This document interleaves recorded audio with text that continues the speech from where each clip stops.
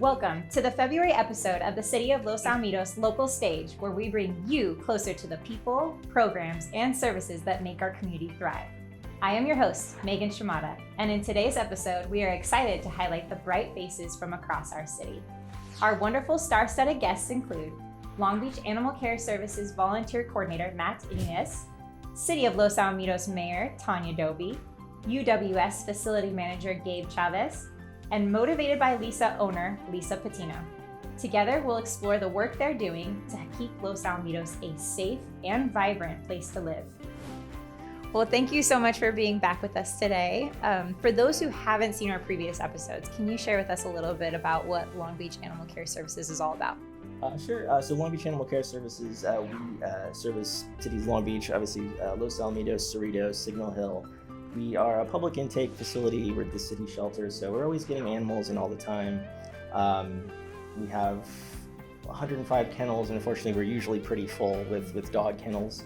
And just with me today is Mona. She's one of our adoptable pups. She's a really sweet girl, a 5-year-old shepherd mix. She's been with us since December 5th, I believe, and she was found around Artesia Boulevard as a stray. A really good dog, good temperament. She's one of our volunteer favorites. She's so sweet. Yeah, And about how old is she? She's about 5 years old. Just kind of estimated by the teeth wear and tear and stuff like that. Unfortunately, with shepherd breeds, hip issues can come up.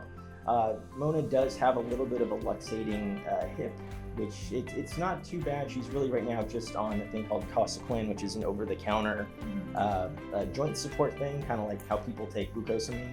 And it's really made a world of difference for her. She walks around regularly. We were playing in the yard just yesterday, and she was chasing the toy around.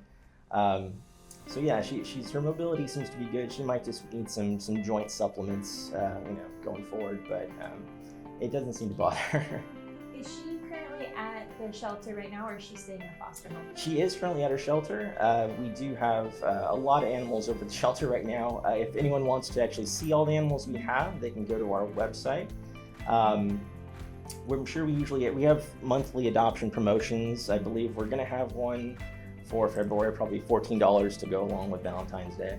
Mm-hmm. So check our website. I'm sure people can check our website for our adoption promotions, for reduced fees and things like that. Wonderful. And you have a thing called First Fridays of the Month too, correct? Yes. Tell us a little bit about that. Yeah, sure. Every first Friday of the month, we waive adoption fees, and we stay open till 8 o'clock. So extend our hours to waive our fees. So trying to get more people on site and get some of our pups and our kitties out of there. Yeah. We do have fewer cats on site right now. It's not kitten season. So in spring, we'll get the tidal wave of kittens coming in again. Oh, wow. Right now, it's kind of our downtime. So we still do have cats up for adoption though. If anyone wants to take a look at the website, they can see all of our dogs and cats. I've heard, is there such a thing as puppy season too? Is that a thing too, or is it just year round they're always coming in? Generally year round, okay. Puppies, yeah. With cats, it's spring, summer into the fall, and then we get a little break, and it's almost year round now for cats too, but we're kind of in our break time, but then in spring it'll pop up again. And so where are you located, and what are your hours of operation if somebody wanted to come and see an animal in person? Sure. We're actually right off on El Dorado Park, 7700 Spring. We're open Wednesday through Sunday. So Wednesday, Thursday, Friday, it's 10 to 5:30. They do the last adoptions at 5. And then Saturday, Sunday, 10 to 4:30, and they stop adoptions at 4. If anyone wants to come down and take a look at our pets. And on our website, we actually do have a new feature.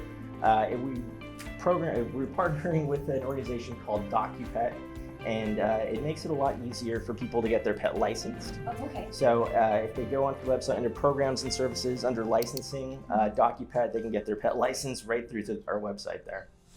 Fantastic. And if somebody wanted to give back to the shelter or to animal care services or volunteer, is that something that they could do, and how would they go about doing that? Yeah, Yeah, also again through the website, we have under programs and services a section for donations. Okay. They can do monetary donations, but we also have these big blue bins right outside of our door where people can drop off supplies. We're always taking, always happy to have more toys and treats and things for the pups and also for the cats as well.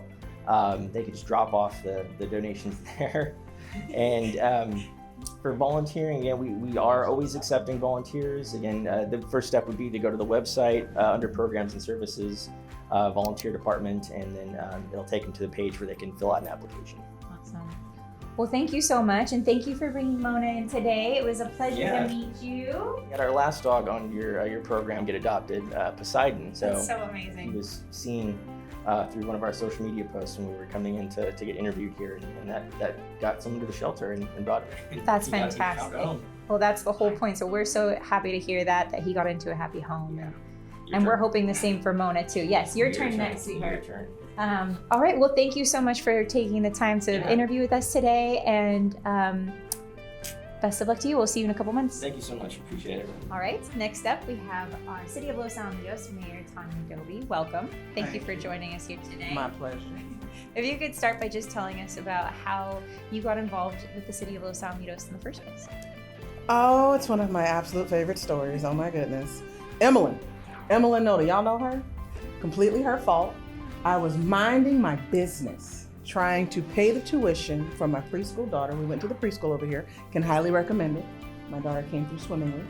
And she introduced me to Corey Lakin. I can't remember what his title. He was a director of something at the time.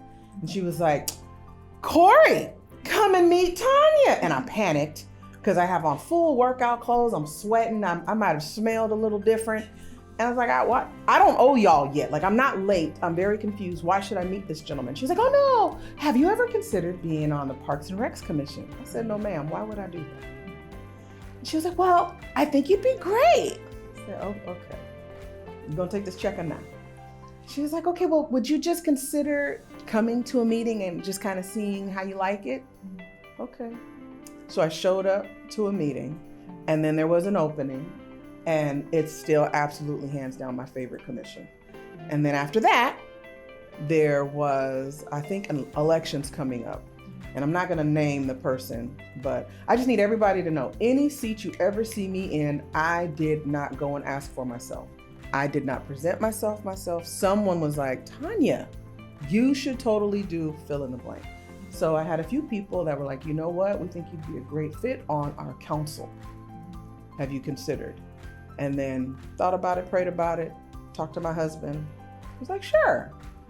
And I did not win in 2018, but I was appointed in 2019 and then duly elected in 2020. And then I just won my re-election in 24. Congratulations. We're very happy to have you. If you could tell us about this new program called LosAl Link, the microtransit program, and tell us how is it funded and just a little bit about that program. It's very exciting for us. It's super exciting for me. It's something that I actually started working on, I think 3 years ago during my last mayoral term. And it's basically a partnership between Circuit and a grant that we got from Orange County Transit Authority. It's a Measure M2 fund that we are able to utilize to provide this service for our seniors 50 and over. They can ride free. And then anyone under 50 can ride for $2.50. So it's not strictly senior transportation, it is Los Alamitos transportation. And then we do have it's geo-mapped where they can actually take the ride too, but we have an app, there's a QR code, you can call a number, lots of ways to schedule a ride. We have 4 different vehicles. They're available, I believe, Tuesday through Saturday. From sometime in the morning, I think it's like 7 to like 7 at night. Don't quote me, but it's fantastic, and I'm super excited that we offer it. Fantastic. Can you give us a big picture overview of how the City of Los Alamitos stays engaged with state and federal legislation that affects our community here? So one of my major goals from the time I got on council, I took 2 years to kind of understand how everything worked.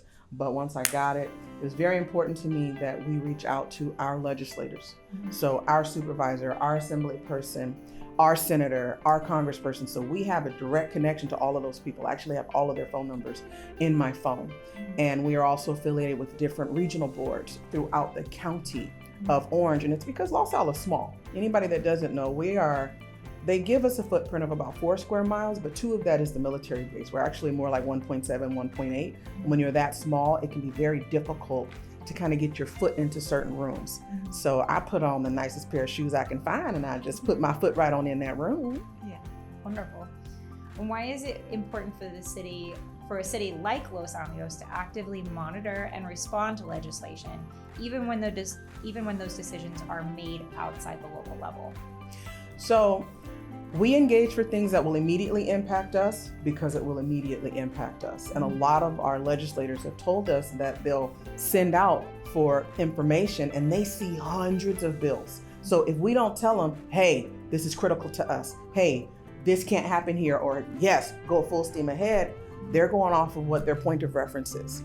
And because there are a lot of things, because we're small, like homelessness, we've got 3 registered homeless in our entire city.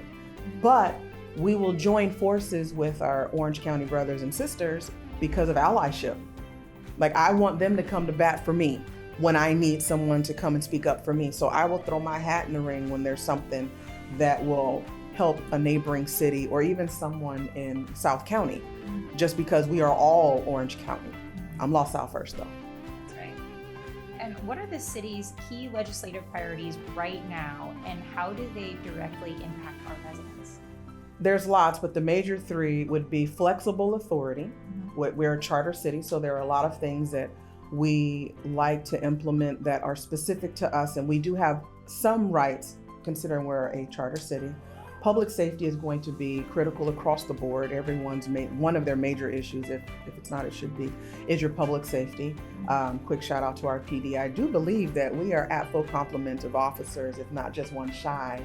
And then, our budgets, making sure that we are fiscally sustainable is also critically important, because we do not have a huge margin of error, although we do run a surplus and we have a AAA rating with our finance department. So we're on the right track, and it's just really important that we keep everything as even keeled as possible, because with a small city, we don't have a huge tax base. Like, I like to tell people, you can't buy clothes in Los Al. You can buy shoes if you go to the little shoe store over there, but there's no clothing. You can buy shoes, socks, and a backpack. So we have to be more mindful of the ways that we can raise tax dollars. So local autonomy is a major focus for the city. What does protecting flexible authority mean in practical terms for Los Alamitos? So it's really understanding which fights we can take on and which ones we need to join a larger group for, and which ones we'll just have to stand down. One of those, for an example, would probably be the housing. As far as I'm concerned, we are really completely built out, and any open space that we do have would be far better utilized for retail space or a mechanism where we could increase our tax dollars. But we don't get a say in that because it was a state requirement. So it's understanding where we can fight and where we can just look for ways to get it done as painlessly as possible. I think that's one of the most critical ways that we try to maintain our own autonomy. It's like, okay, how do I color within your lines? Still using my crayons. Public safety, transportation, and infrastructure are critical issues. How is the city advocating for resources and funding in these areas? So again, having the relationships with our electeds, but then also knowing who the different chairs and where the grants are. We work with the grant agency so that they can kind of point us to where the funds are. We are really driven on finding because there's money out there for some of the state mandates, there's monies, but other ones, it's just finding creative ways to take care of our community. Housing and land use continue to be challenging topics across California, like you said. How does Los Alamitos work to meet state requirements while still preserving the character of our community? Well, one of the greatest things that we did, it was really hard to communicate at the time, and I'm not going to pretend that I'll be able to communicate it any more effectively right now, but was understanding having an approved housing element meant that we still had ways to negotiate with whomever came in to develop our land. That's the best gift that we can give to our small community. When you fight it, there's something called builder's remedy, where they can just come in and a developer can present any plan that they would like, as long as it meets the state requirements. The city can't say no. So that's what I'm saying. I'm coloring within your lines. I'm using my own crayons though, is I can look to whoever the developer is and say, all right, look, that fits most of what we're trying to do. Here's some things that we're going to require, we're going to ask. Can't require of them, but these are things that we're going to ask because it's amenable to you. And the project that will go up on Lamson has park space, has a lot of the things that would make it a little more, I don't have the right adjective, so we're staying out of trouble. That's what's most important. We stay out of trouble. All right. Well, fiscal stability is another priority. How does the city push back against state mandates and protect city revenues? So it's, we have a really tenacious staff, and they will go out and they will try to find the most economically sustainable way to get through any project. So I think one of the other projects was like the trash cans. There were these different compost things that we had to do. So it's like, all right, fine, that's what we have to do. Great, we're gonna go out and find the most economically sustainable way to do that. And it's Ron telling people, no, that's not how we're gonna do that within the realm that we can. So there's only so much that we can do, but where we can fight for those inches, we absolutely do. You serve in leadership roles in several regional and statewide organizations. How do those partnerships strengthen Los Alamitos' voice at the state and regional level? Well, one thing, I began getting into those regional boards in 2023, 2022. And since then, I have been able to help bring a little over $10 million to our city and to our community because of relationships that I was able to build being in these rooms. It is critically important as a small city that you get into these rooms. So I'm a part of SCAG, there's Southern California Association of Governments. That's all up and down Southern California. But they regularly go to Sacramento, and they have got pre-existing relationships in Sacramento, and I'm their friend now. So they take me to those meetings, and then I get to have a voice in a room that normally would never even know who or what LosAl was. But it's to the point now when people see me, they're like, oh, LosAl is here. And what does she want? How does the city staff support these legislative efforts behind the scenes? So I have the best staff, hands down. And I will tell anybody that. I have got the most amazing staff. I can take y'all into any room, and if there's anything in that room that can be gleaned, y'all will pull it out. You're like little gold miners, and I love it, and I'm here for it. You support on the back end, working with our grant writers, working directly with our legislators. Y'all will come out to events with us, because now it's kind of weird. I, as an elected official, cannot directly ask businesses and stuff for money because it's considered a behested payment. So I just have, like an emblem in my pocket. And when someone says, I'd like to give you, I say, shh. Tell her. Yeah. And close the deal every time. I can only do so much. People are like, oh my God, you do such a great job. I am a reflection of my staff. I cannot do anything without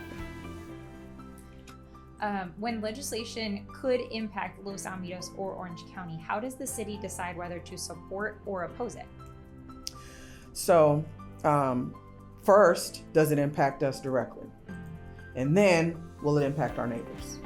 So, for example, if it doesn't affect us either way and our neighbors are asking to oppose, we can align with them.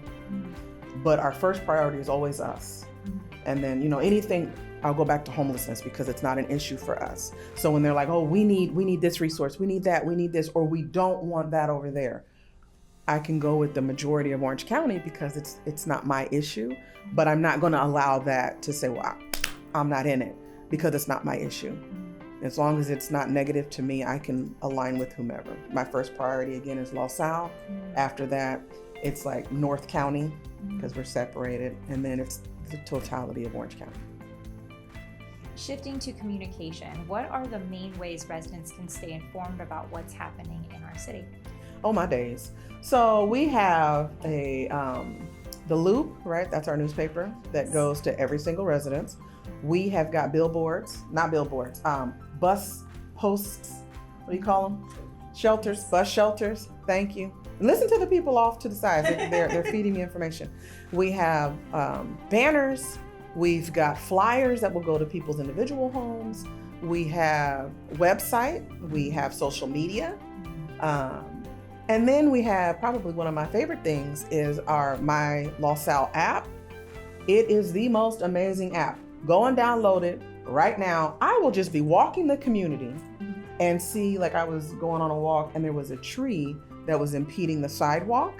I snapped a picture of it. The app geolocated me. It was a little weird at first, but then it was okay. Told them exactly where the tree was, and within hours, because you have to coordinate with whoever the property owner is because it was a tree on someone's property that was going into our sidewalk, but they got it taken care of. I didn't have to talk to a person. And I know that there are people that would like to talk to a person. You can call the office. All of our staff answers the phones. There's emails. Listen, I could find a pigeon for you. Any way that we can try to get information to people is how we're actually looking for more ways to get information out. And what are some of the most common ways residents, I know you used it for the tree, but what are some other common ways that residents are using this app in order to connect with city staff? So I know like trash, when people leave large bulky items, those will get reported. You can report homeless activity on the app as well. We also have a homeless liaison you call them the non-emergency, unless there's something reckless happening, you call a non-emergency PD number. But you can report for public works, you can do public safety, you can do there's this long list. You got a beehive, you need to get connected to mosquito and vector, like all of it. It's like a huge list, and then there's still other. You can report literally anything except for like a pizza order. Well, it sounds like a great way for our residents to be able to get the help that they need. Well, if there's one takeaway you'd like residents to remember about the city's legislative advocacy and communication efforts, what would it be? So I need everybody to understand that the council that you have, the staff that you have, we will always do our absolute best, but we don't know everything. So if you have an idea, share it. Send us an email. Give us, maybe not me a phone call specifically. I'm just bad with phone calls, but send an email. We would love to hear your input because there's 5 of us, but we don't know everything. This is a collaborative effort. I might be a unicorn. I like to hear a differing thought. As long as you can clearly articulate it, I'd like to know what you think differently than me because you can see something that I can't. And I think that's how we all grow. So just please understand that we are LosAl and we will represent it and advocate for it like it's our home because it is. Well, thank you so much for your time today, and thank you for all of your service to our community. Oh, my pleasure. All right, next up, we have Universal Waste Systems Facility Manager Gabe Chavez with us. Thank you for being with us today. Thank you for having me. Please share with our viewers your experience and role with Universal Waste Systems. Okay, well, I'm not sure how deep you want to get in the weeds with that. I've been with the company for a long time, 23 years, 24 years. Currently, I am facility manager at our resource recovery facility.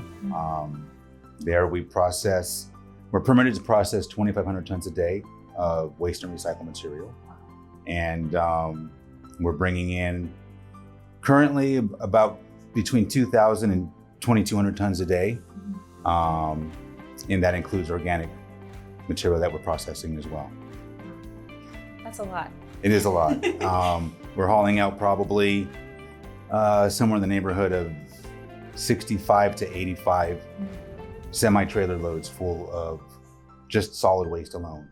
We haul out another 5 to 9 shipping containers of processed recycled material, from mixed paper to cardboard to different types of plastics and metals that we receive and then process blue containers that come in, either residential and commercial.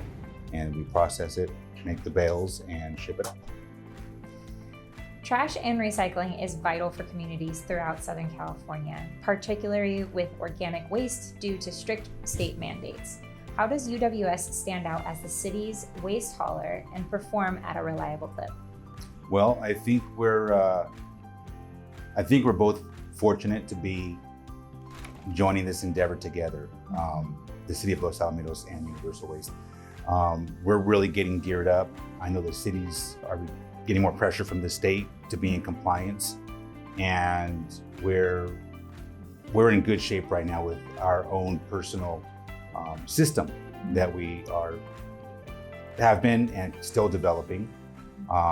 We're currently processing enough material to generate about, let's say 70 tons a week of processed organic material. That material includes green waste, it includes food waste, and in some cases, like with Los Alamitos, we're processing organic solid waste material, where the system that we have can extrude. What it does is it presses material, and we end up with type of a sludge that can be used for. In our system, it's turned into natural gas. Wow. So bioenergy, and with those loads, the city receives 100% diversion on those loads. Oh, wow. So we're on the path to great success when it comes to diversion, especially with the introduction of organics.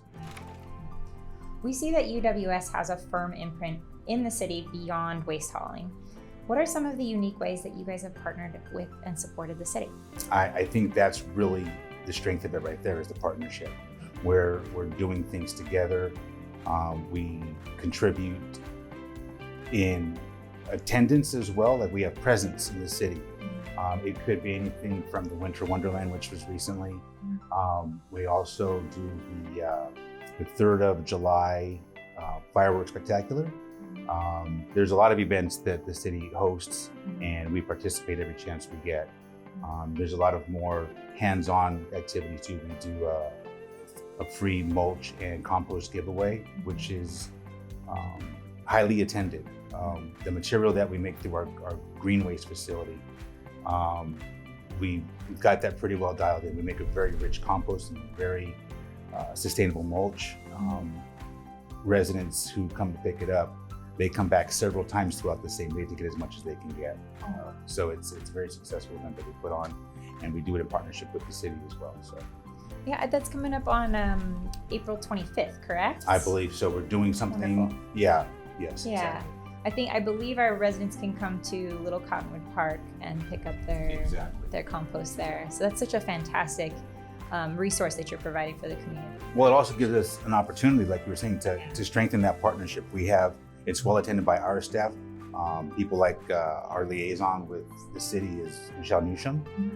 She attends these events. She helps organize them, and she communicates and organizes with the city as well. And again, it's a way for every level of staff member within our company to make personal contact with the residents and city staff as well.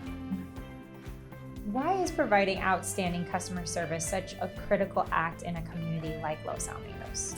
I firmly believe that UWS was built on customer service. That's what got us to the point that we're at today, that built this company and gave it strength in our foundation. Customer service is so important. And I think it's one of our strengths. It's so easy now to just put people off as numbers, and rather than putting a personal touch to it. Ownership, Mark the Blackburns, they emphasize service. And as an employee and other employees and managers, we understand that, and that's a focal point that we continue to provide as customer service. Yeah, well, it's very evident in your company. Thank you. Following the holidays, it is very common for folks to want to start the new year fresh and motivated by cleaning out their home. How can residents take advantage of your service that provides them with 4 free bulky pickups per year? Okay, that's a good question, because that can get expensive. other alternative measures. But so UWS offers to the residents 4 pickups per year. Each pickup includes 4 items. I know if those items, any regular public customer comes to my facility, they pay a bulky item fee because we get charged at the landfills for those kinds of items. However, when they're picked up as a bulky item, we have more opportunity to recycle that item. Let's say it's a coffee table. We can easily separate that now and put that into a wood pile. Then it gets turned into mulch or wood chips or into compost. There's also appliances like refrigerators that can go in for metal recycling. So it gives us more opportunity to not just do the sustainable thing, but there's also more diversion numbers for the city as well, ways to increase those diversion numbers by having those types of pickups available for the residents. In those events, residents can contact by phone, 562-941-4900 for the bulky item pickups. There's also, they can email the customer service line at customer service at uwscompany.com. Wonderful. They can schedule those bulky item pickups. Well, that sounds simple enough. So yes, awesome. Well, thank you so much for your time today. We appreciate you. Thank you. All right, next up we have Lisa Patino from Motivated by Lisa. Thank you so much for being here with us today. Thank you for having me. I appreciate it. Of course. Please share with our viewers a little bit about yourself and what motivated you to start your business. Well, my name is Lisa. I operate and head trainer, own Motivated by Lisa. I do a lot of it, 90% of it myself, so it's always me that you're interacting with and things like that. I was in dentistry for 23 years, and then when COVID came and the world shut down, I was really sad because my gym shut down. And so I started working out in my driveway, and I just had this urge to want to help all the other women that needed to be, in a community base in order to be held accountable and just help us, because it just helps a lot when you have a community built around you in order to stay consistent. So I just started doing lives on Facebook, and it just led from going house to house to my driveway to now in a facility. So it's been a wild ride, but it's been amazing. Yeah, that sounds like such an amazing grassroots journey for you. And I struggled with my own health and fitness journey my whole life. I was a really big yo-yo dieter. Did every diet under the sun from every program.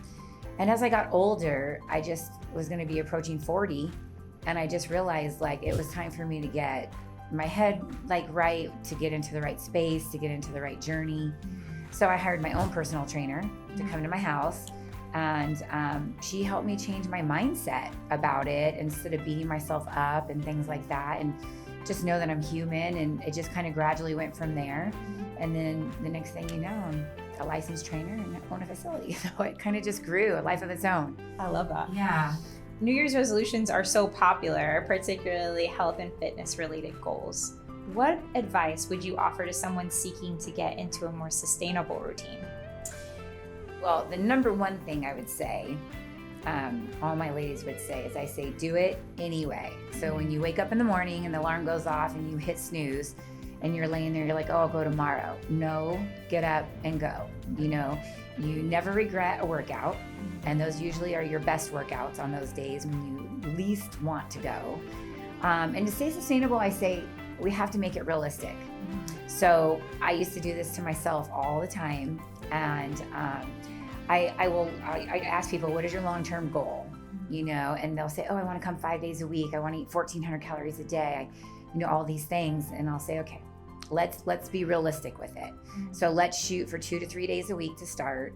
Let's start tracking our food, and let's just start growing in the journey, because now you're not letting yourself down and then thinking, well, oh, why should I even go?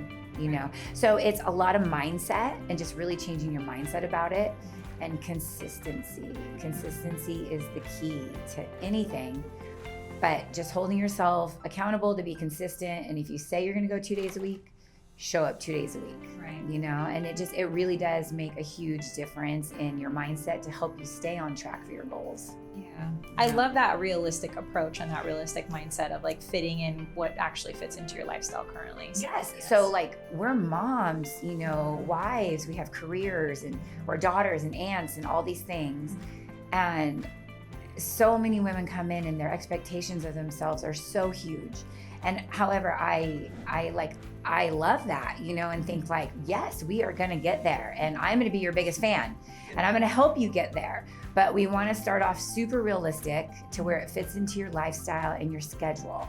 And then we'll just continue. It kind of just takes on a life of its own and then it just builds, you know, then you start drinking your water, then you make healthier food choices. And now your body is literally craving to go to the gym that third day because you've been consistent with 2 days and, you know, and you feel good, you know, mentally you feel good because truthfully working out is more mental based than it is physically based. So, I mean, it helps your mental state, you know, tremendously with anxieties or just, you know, even depression or, you know, being tired. You know, you walk out of there with so much energy when you came in feeling exhausted. So it's a state of mind and just being realistic. That would be my major thing. Be realistic and have consistency because the consistency is going to win every time. Yeah.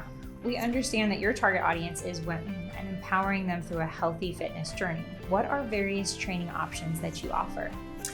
At Motivated by Lisa, I offer 2 different versions. I either do one-on-one, which is someone that, you know, really hasn't worked out, you know, through their journey of life and whether you're a mature age or, you know, a younger age.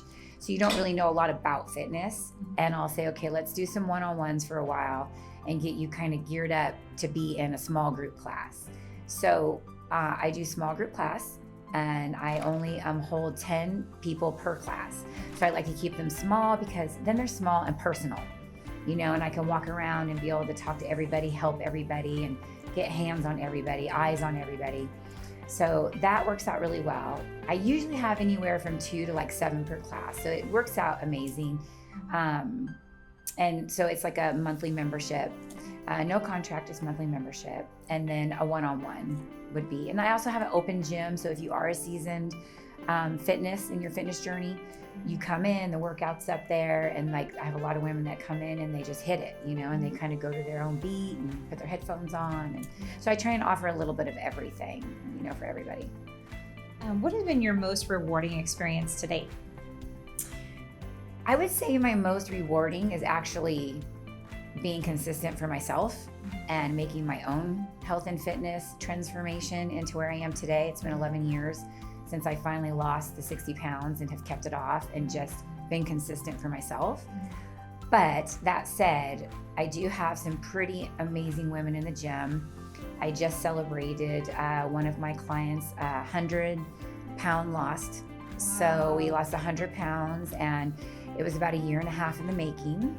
And she did it with just, you know, healthy eating and consistency with the food journaling and eating and coming to the gym and just never giving up, you know. And I've had an 80-pound weight loss. That was also pretty amazing. They're all amazing. And even from 5 to 40 pounds, 10 pounds, all of it is amazing and a huge accomplishment. But those would be 2 that I'm super proud of because those women came in, we made a plan and they stuck to the plan and just stayed super consistent and until we hit it. And, you know, you go 2 steps forward and you take a little step back sometimes, you know, because you went on vacation or, you know, it was a busy weekend and, you know, the things, life, right? I mean, we're human and it's life. So just those women I'm super proud of for like seeing the long-term goal and just nailing it. Yeah. You know? Yeah. That must be so inspiring to watch them make that progress through those, you know, through that time with you. It is. That truly is like everyone always tells me, oh, thanks to you. And I look at them and smile and I'm like, I did nothing. You did it. And they're like, no, when I'm not here, you text me and say, just checking in on you. You missed your Tuesday, you know. And I'm definitely their biggest fan. And I feel like we all need to have someone in our corner to help us, you know, just keep on pushing and say, it's okay, you got this, you know, so yeah. But I'm proud of all of them. Yeah. You know, they're all amazing women because it's an amazing community. Right. Well, and you said you started in your driveway, but now you have your own gym. Yes. And so where are you located and how can folks find you? I am located on Bloomfield and Cerritos, right across from McAuliffe Junior High. Right down the street from Volcano Burger. Everyone knows Volcano Burger. So I get to smell the bacon every morning. It's like murder. But right there. And you can find me on Instagram, Facebook, or motivatedbylisa.com. Fantastic. Well, thank you so much for sharing everything about your business and Thank your you. journey. We appreciate your time today. Thank you so much. Appreciate you. Thank you for joining us on the Local Stage Show. We hope you enjoyed hearing from the community leaders and partners who are making a difference right here in Los Alamitos. Be sure to stay connected with the city for upcoming events, programs, and opportunities to get involved. Until next time, this is the Local Stage Show, where community takes center stage.